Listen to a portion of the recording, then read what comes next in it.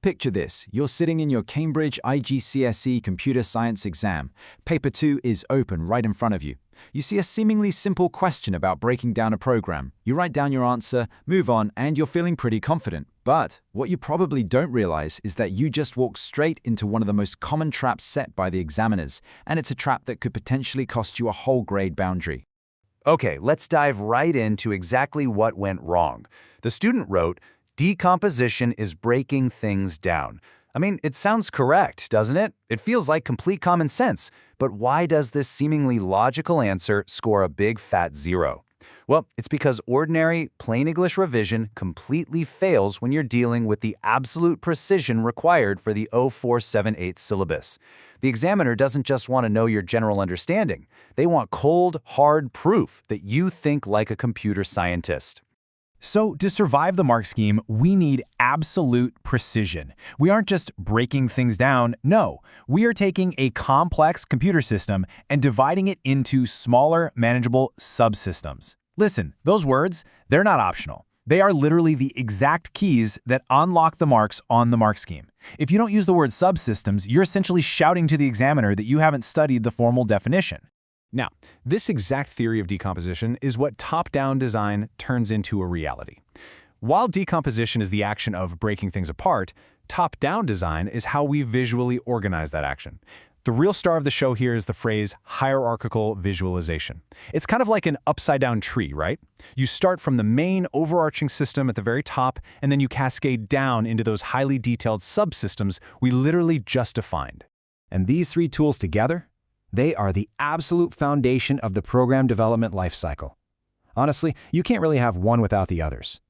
First up, you have abstraction, which is where you strip away all the unnecessary noise and details from a problem. Then, you use decomposition to break that remaining core problem into smaller pieces. And finally, you bring in structured diagrams to visually map out that top-down design. Getting this flow down is absolutely essential for Paper 2. Now, in just a moment, I'm going to show you the examiner clue that changes the answer completely. But first, you really need the framework that makes that clue super obvious. Because I'm going to let you in on a little secret. Knowing the perfect definitions we just went over, that's really only half the battle. If you don't know how to deploy those definitions at the exact right moment, you're still going to drop marks. Decoding the examiner. Command words. See, your knowledge of decomposition is practically useless if you don't know how to deploy it based on Igcse command words. These command words are basically the instructions the examiner is giving you. Words like state, describe, or explain, they dictate not just what you say, but exactly how you must say it to secure those marks. If the paper asks you to state or define, they want a concise, factual answer. Boom, in and out, you get the mark. Like, define decomposition. But if they ask you to describe, you've got to give the characteristics. Like, what does a structure diagram actually look like? And if they hit you with explain, well, the stakes get higher. You have to give the why or the how. For instance, explain the benefit of subsystems. You can't just say what they are. You have to explain that they allow different programmers to work on different modules simultaneously, which makes testing and maintenance so much easier. All right, let's test this out in real time. Imagine an exam asks you to describe a structure diagram, and a student writes, "It breaks the program into parts." Just pause for a second. Can you spot the fatal error here? Think back to the definitions we just learned, and that specific command word, describe. The difference between a flawed answer and a top-band answer is honestly striking. The first answer is just way too vague. The word parts means absolutely nothing in computer science. But the top-band answer, it's a masterpiece of exam technique. It says, it shows the hierarchical top-down design of a computer system into subsystems. It uses specific characteristics, perfectly matching exactly what the describe command word expects. These are your exact, non-negotiable keywords. In fact, these are pulled directly from the Cambridge workbook fill-in-the-blank exercises. When the examiner is scanning your paper, they are literally scanning for these exact words. If you use hierarchical, top-down design, computer system, and subsystems, you're communicating immediately that you are a top-tier candidate who truly knows the formal language of the subject. The Highmark Upgrade Framework. So, when you're hit with a 4 or 6 mark question, you cannot just write a single sentence and hope for the best. You need a structured attack plan.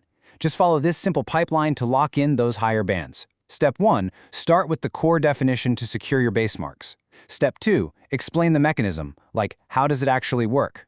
Step 3, apply it to the specific scenario example they gave you. If the question is about a self-checkout machine, your subsystems have to be about barcode scanners and payment processors, not just some generic examples, right? And finally, step 4, wrap it up with that precise examiner wording we've been practicing. Definition, mechanism, scenario, wording. Guys, it works every single time. Before we tackle the final piece of the puzzle, make sure to subscribe to our YouTube channel, Ace the Exams, at Ace the Exams IGCSE to excel in your Cambridge examinations.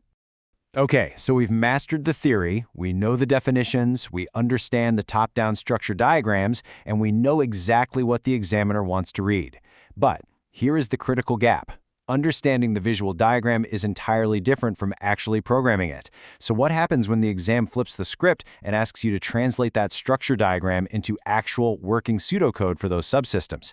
How do you actually code the logic? Well, that is an entirely different matrix.